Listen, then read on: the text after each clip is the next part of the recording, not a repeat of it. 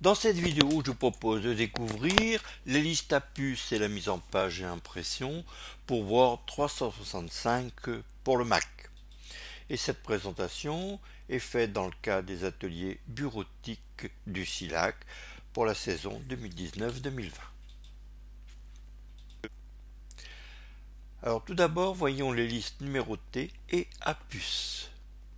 Alors pourquoi des listes à puces? Ici, on a quelques précisions concernant les sections dans Word 365, et on a ici toute une liste de possibilités où s'appliquent les, les modifications dans une section. On va découper maintenant ce texte en une liste à puces pour rendre le texte plus facilement lisible, c'est-à-dire que nous allons, au lieu d'une liste, mettre des énumérations. Voilà le résultat que l'on va obtenir. Ici, ce sont les listes à puces que nous utiliserons.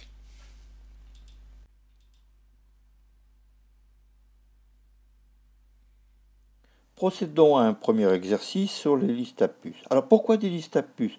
Voici quelques précisions concernant les sections. Et ensuite, on a une liste de possibilités pour laquelle les options de mise en page sont applicables dans le cadre d'une section. Alors cette liste n'est pas très lisible. Pour la rendre plus lisible, on va créer une liste à puces comme c'est indiqué ici. Donc voici le résultat que l'on va obtenir. Alors on va aller dans le dossier Atelier Word 365. Dans le sous-dossier Exercice, on va aller ouvrir le fichier liste à puces 1 docx. On lance maintenant Word 365 et on va aller ouvrir le fichier liste à puces 1 dans le dossier exercice de l'atelier Word 365. Et voici donc l'ouverture que l'on va faire. Là, le fichier est sélectionné et ouvrir. Voilà le texte que l'on va modifier pour faire une liste à puces, pour rendre le texte plus facilement lisible. Donc on va d'abord procéder au découpage de chaque phrase de façon à bien les séparer. Donc on se positionne ici devant colonne et au retour, et devant numération de ligne et au retour. Et enfin, pour terminer, note de bas de page et retour. On va ensuite sélectionner le texte depuis marge jusque ou de fin point, et on va aller ensuite choisir une liste à puces depuis le menu puces.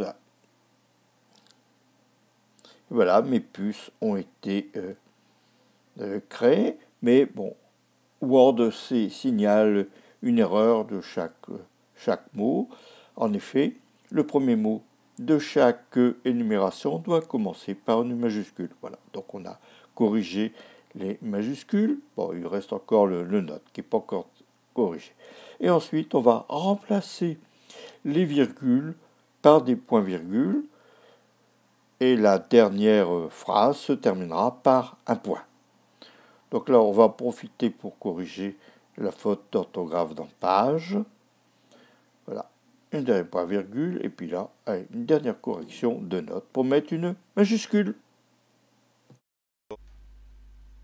Alors, on refait maintenant en détail l'exercice. On sélectionne tout d'abord le texte, et ensuite on va choisir ici la puce dans le menu puce de l'onglet Accueil. Les puces ont été ajoutées et Word signale des erreurs comme on l'a vu dans la vidéo. Donc on ira procéder aux corrections.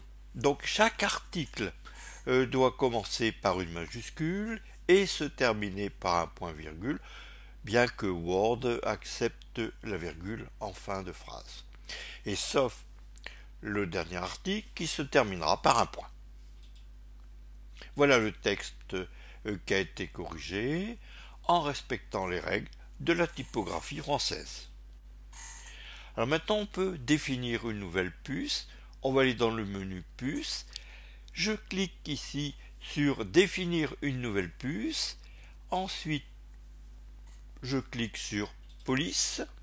La police qui a été ici choisie, c'est la police symbole. Et voici la police symbole qui servira comme symbole E. Voilà.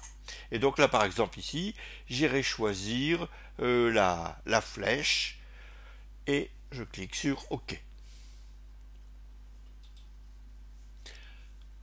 On peut changer ici de police, la couleur et le caractère.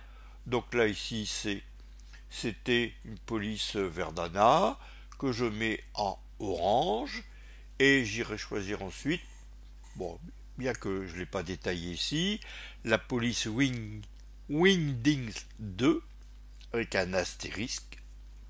Et voilà, je clique sur OK et voilà le résultat. Regardons maintenant de plus près quelques schémas de clavier utilisés pour les puces. Donc là ici c'est par exemple un clavier virtuel pour la police Windows 2 qu'on utilise comme symbole qu'on a vu tout à l'heure. Ici c'est la police symbole. Là c'est la police Windows 3 qui est utilisée comme symbole. Donc on voit les différentes puces que l'on pourrait utiliser.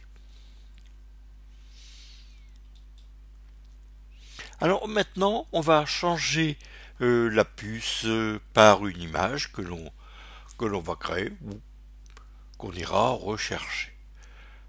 Alors tout d'abord dans le menu puce, on clique sur Images.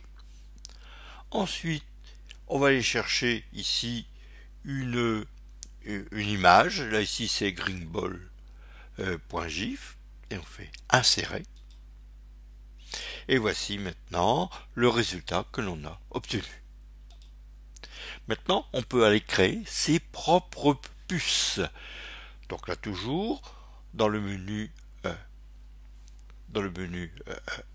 puce ici, on va choisir définir une nouvelle puce et on ira choisir une image. L'image ici c'est une pomme Elstar et on fait insérer.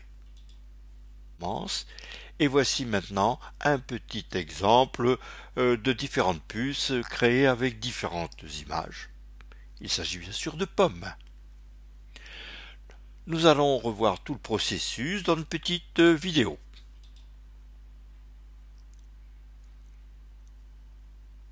Découvrons comment définir une nouvelle puce.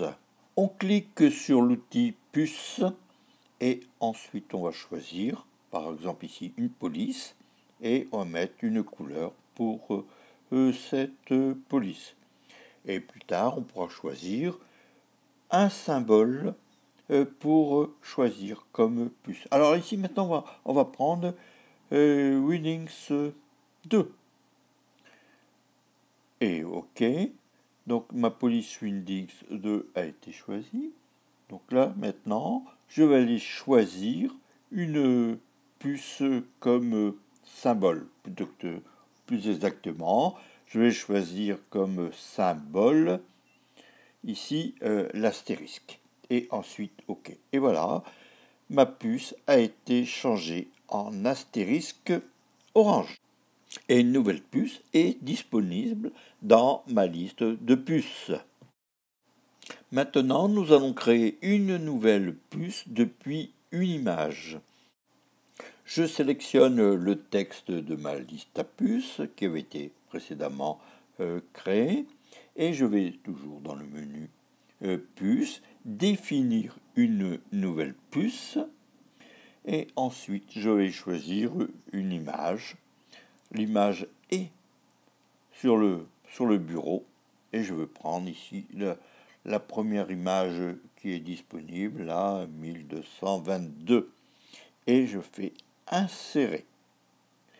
Mon image a été créée comme puce. Voici ce que ça donne au niveau de la mise en page. Je vais faire un zoom pour voir un peu mieux le détail de mes puces qui sont bien sûr des pommes. Alors maintenant, je vais aller chercher une nouvelle image. Ce sera toujours une pomme. Donc je suis dans Bing. Je sélectionne une image que je glisse sur le bureau. Voilà, elle est glissée sur le bureau. Et ensuite, je vais refaire le même processus que j'ai fait tout à l'heure. Donc je sélectionne ici mes quatre lignes, histoire de changer un peu. Je vais définir une nouvelle puce depuis une image et je vais aller choisir ma nouvelle image qui est sur le bureau. Là, ici, dans le cas présent, ce sera une L-Star. Et je clique sur Créer. Et voici, j'ai une nouvelle liste à puces avec des nouvelles pommes. Allez, un petit zoom pour bien voir. Et voici une partie en pomme verte, une partie en pomme rouge. Alors encore un petit essai histoire de se faire plaisir. Je sélectionne ici mon texte antenne. Je vais choisir une puce, définir une nouvelle puce. Et bon, j'irai choisir ici une nouvelle puce que j'ai créée. Je n'ai pas refait tout le processus. Là, ici, maintenant, c'est une pomme golden. Compagnons, mangez des pommes! Les puces, vous sélectionnez les puces que vous voulez supprimer ici. C'est la totalité. Et vous cliquez sur aucune. Et voici donc le résultat, sans puces. Bon, et parmi les différentes puces que j'avais créées, il y avait des pommes, des poires et même des Scooby-Doo. Mais les Scooby-Doo ici, sont pas très lisibles. Hein. Découvrons maintenant les listes numérotées. Alors, les listes numérotées sont dans le groupe paragraphe de l'onglet Accueil. Donc, on va cliquer sur, on sélectionne la liste où l'on veut mettre les puces. On clique ensuite sur les puces numérotées. Voilà, en plus grand. On va choisir ensuite un modèle de liste à puces numérotée. Il y a c'est une ligne tout à fait standard. Donc là, on a 1, 2, 3, 4, 5, 6, 7, 8. On peut faire aussi des listes à plusieurs niveaux. Par exemple, ici, on va d'abord décaler ici le niveau 3, puis le niveau 6, et j'ai redécalé deux fois le niveau 7. Et voici donc le résultat que l'on va obtenir, et on verra le détail dans une petite vidéo.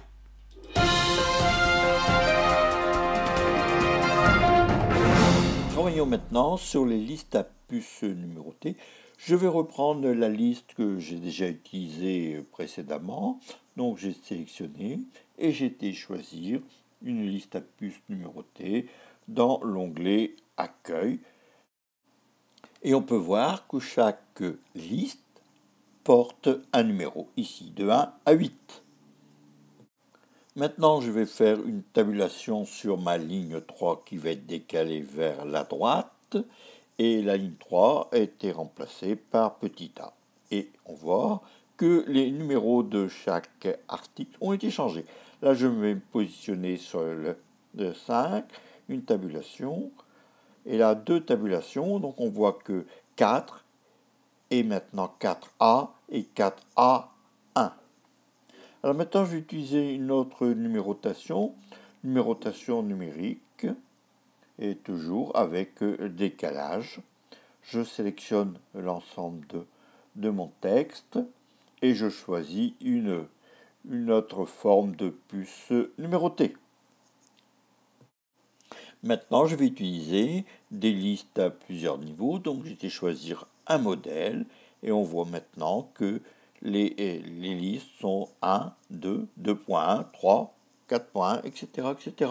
Découvrons maintenant comment créer des listes à puces automatiquement.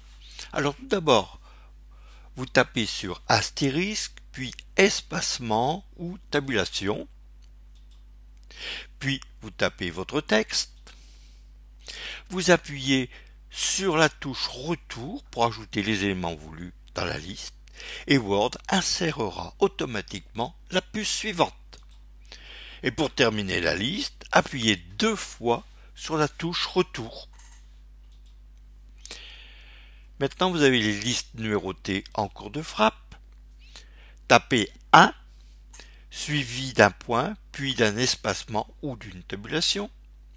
Puis, tapez votre texte. Appuyez sur la touche retour pour ajouter les éléments voulus dans la liste et Word insérera automatiquement le numéro suivant. Et pour terminer la liste numérotée, appuyez 2 fois sur la touche retour. Alors pour utiliser cette fonctionnalité, il y a un petit réglage à faire. Allez d'abord dans Outils, la barre de menu Outils, Options de correction automatique, et ensuite dans Mise en forme automatique en cours de frappe, cochez Liste à puce automatique et Liste numérotée automatique.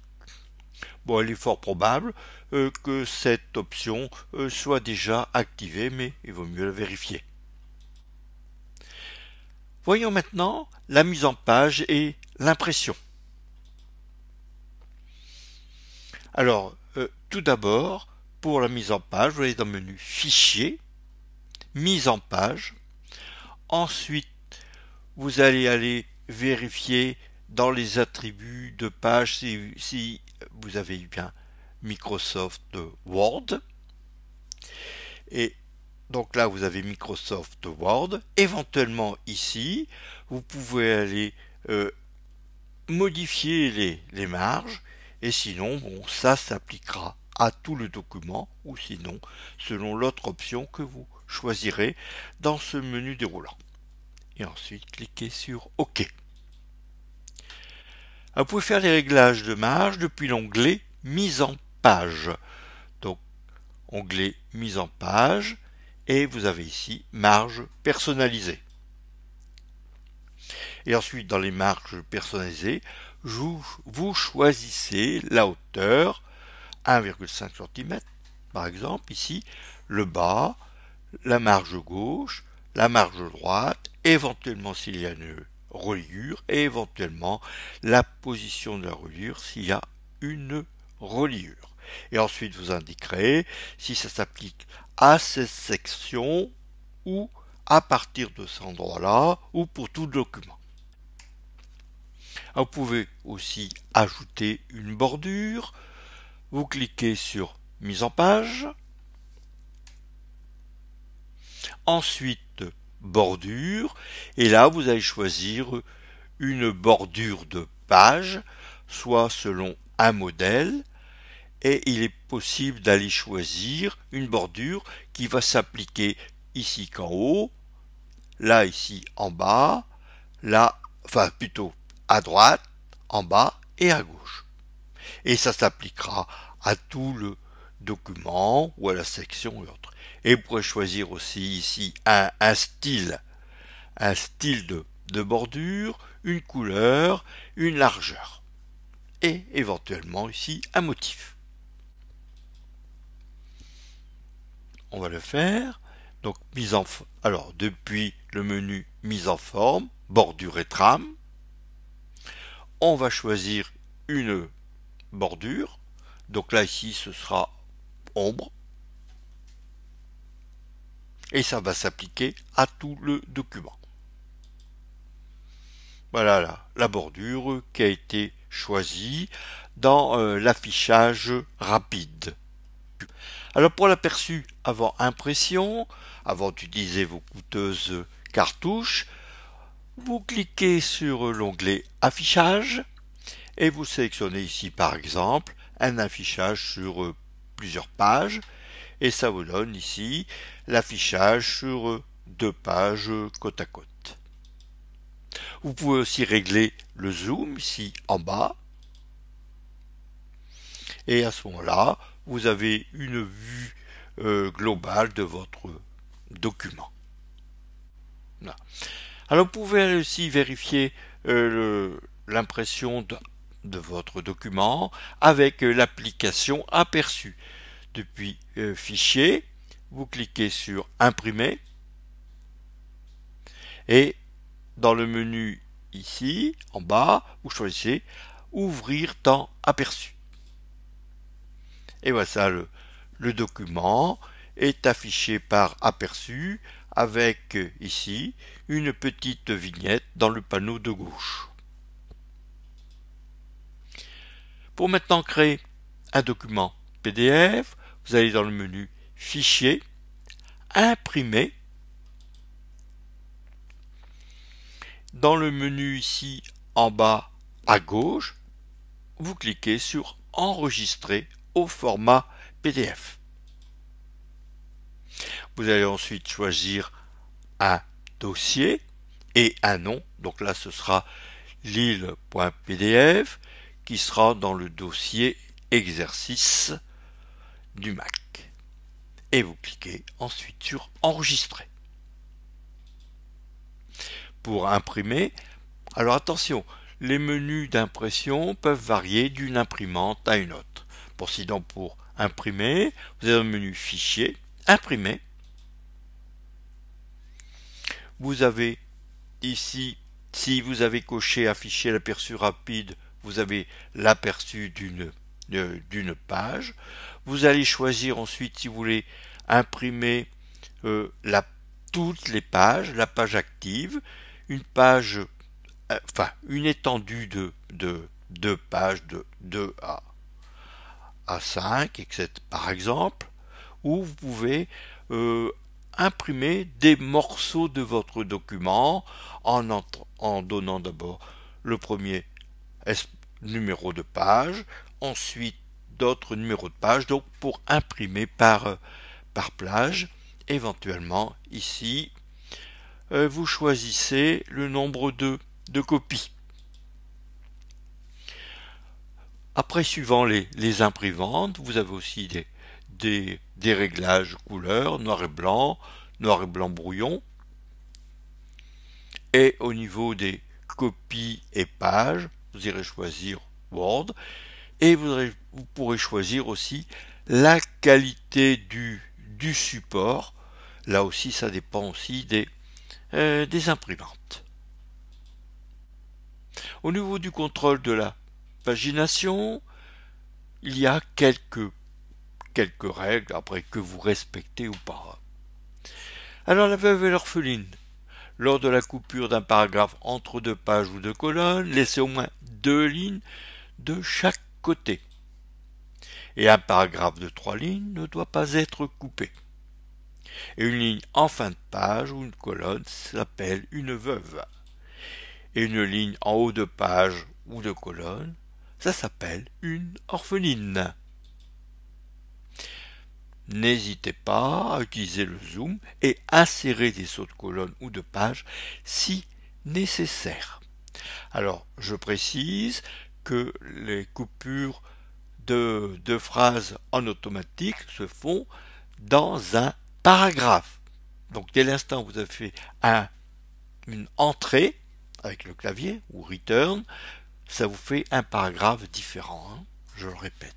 Ici, on a rajouté une entrée, donc à partir du clavier, et là ici, donc on a notre entrée qui est visible si on a affiché les caractères invisibles, et notre paragraphe ici a été mis à la page suivante. Et les réglages pour la veuve et l'orpheline se font depuis le menu mise en forme, paragraphe, et vous allez cocher dans enchaînement au niveau de la pagination, on coche éviter veuve et orpheline.